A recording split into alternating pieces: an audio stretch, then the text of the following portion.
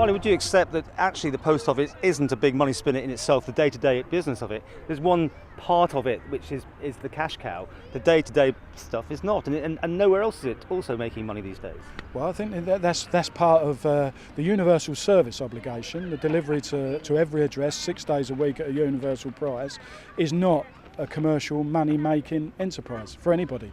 That is part of the public service ethos. I'm sure everyone on the island appreciates that. But you do other things to support that. Bulk mail, advertising mail, IMS, which they're now doing, all generate monies, which in a way subsidise the USO for the people of the Isle of Man. So not a problem with that. But let's remember, Paul, we're not talking about an organisation that isn't making any money. We're a profitable industry. We take nothing out of government. In fact, we've contributed to government 50% of our profits, 2.5 million from our reserves have gone back in, and we've got no problem with that at all. If that supports health and education, absolutely right. My political beliefs think that is right. But there's still 50% of the profits sitting there that are not being used, and are not being used to reward the people for their efforts in the post office purely because of a public sector policy. I think we're the victims of precedent. It's not that we take any money out of government, it's the fear that if we get some sort of deal, then there's a concern that other public sector workers would use that as a precedent. We're the victims of precedent. Our case on its own merits is not being listened to, and that's what we're protesting for. And therefore, Mr. Pullins, you can see it. I mean, the fact of the matter is, if you get your pay rise through, everyone else is going to be clamouring for the same deals. Well, people are entitled, it's got to be based on the case itself, the merit of the case. Some of the other public sectors are not revenue generating things. And I think it's absolutely appropriate those people to be concerned about their standard of living. I read recently the Treasury Minister said very proudly that as a result of the actions and the pay freezes in the public sector, they've not actually had to dig into the island's reserves to bolster. Well, unfortunately, our members, and I suspect other public sector workers, are having to dig into their reserves, and that's a concern for those people, is their standard of living, and that's why we're protesting. But I have to say, on the issue of the post office, this is my point, let's have the argument on its merits, and we will stand and fall by that. There can be nothing more conciliatory, Paul, than us saying we were prepared to go to binding arbitration, which means there wouldn't have been a ballot. It wasn't us who refused that, it was the people that are hiding away from this argument. And to resolve it, they've got to come to the table, because we're not going to walk away from it. This problem is not going away, and if there's no change in attitude, we will have no alternative other than to take strike action. Give me the timetable. Where do we go from here now then? Well, the timetable, we've got till, as I've said at the start of the interview, we've got till the week commencing the 4th of April, really. I think it's commencing the 4th of April or the 3rd of April. Within that week, the early part of that week, if nothing's changed, we're going to have to give notice of our intention to validate our ballot. And that would be what, a complete all-out strike? Well, no, we've still got to decide what that will be, but it would be some sort of strike action. To validate our ballot, it could be anything. It could be a day, it could be 15 minutes if we thought progress was being made. And also, when we give that 7 days notice, the Isle of Man Industrial Relations Officer, if he believes there's progress, can also defer it for another 7 days. So it really depends on where people are coming from. If they're genuine about wanting to resolve it, then let's have some genuine dialogue, and then hopefully we can find a solution. And who do you want that dialogue with? Well, I find it no disrespect to the executive team of the Post Office, but quite obviously they're working to the board mandate and have been since the 10th of April 2010. And that has proved to be an insignificant scope for us to find some sort of solution to it. So it seems evident to me that there needs to be a conversation with the decision makers, the board and the government. These people have all come out in the press.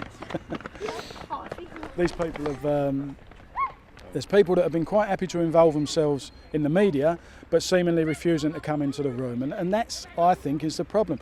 If we can talk to the decision makers, not negotiate with them, talk to them. Talk them through our case. Maybe some way we'll find a solution to this problem. But if we're just being put into a room with people with the greatest respect who haven't got the remit, haven't got the authority, haven't got the scope to come up with something inventive, then we're going to continually struggle.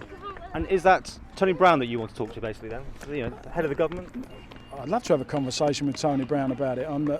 Certainly he was copied in the letter that I sent to Alan Crowe. He says he's not involved, doesn't he? And he's not going to get involved. Well, he says he's not involved. I mean, there's so many. I could pull you out a list of media faux pas where the Post Office have said this is nothing to do with government, and then someone else from the Post Office said we're held to a government sort of diktat.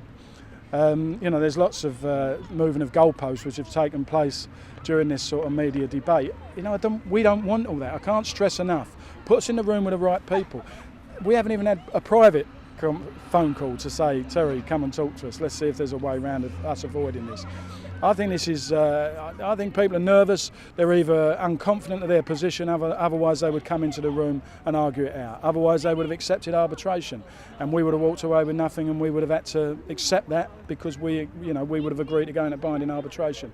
These things are concerning. They should be concerning for everybody on the Isle of Man. It's all very well people saying it's a traditional union position and people wanting to label us.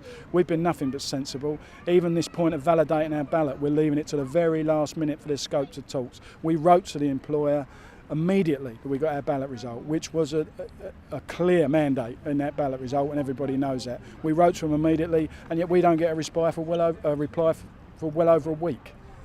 What percentage would you be looking for then? If seriously, to actual settlers, are we talking about 1% or even less? Just something to save face now? No, I'm not prepared to say what it would be. There needs to be recognition of the efforts. We've also submitted our 2011 pay claim. Don't forget this is 2010. So somewhere along the line, you just can't keep ignoring this issue and expecting people to just accept that, sorry, no. Not only is there nothing there for you, but there's no conversation you can have about it. We've gone through this theatre of nearly a year of talks as if there was some scope to negotiate, and quite clearly there wasn't from day one. So it might as well have been said from day one. So, this is a serious issue. I understand the serious economic climate that everyone's trying to respond to, but I don't think that has to result in nothing in terms of reward for people. The big debate goes on around bankers, and when their bonuses are justified, it's justified on the basis that we need the best people and we need the best performance to get the economy going, and people who perform should be rewarded. Well, I think that goes for every single worker. If people respond and they're giving you the best performance, and especially in our case it's delivering profits which actually do generate monies to go back into government to help with the situation, our people deserve more than just a verbal thank you. They deserve reward for their efforts.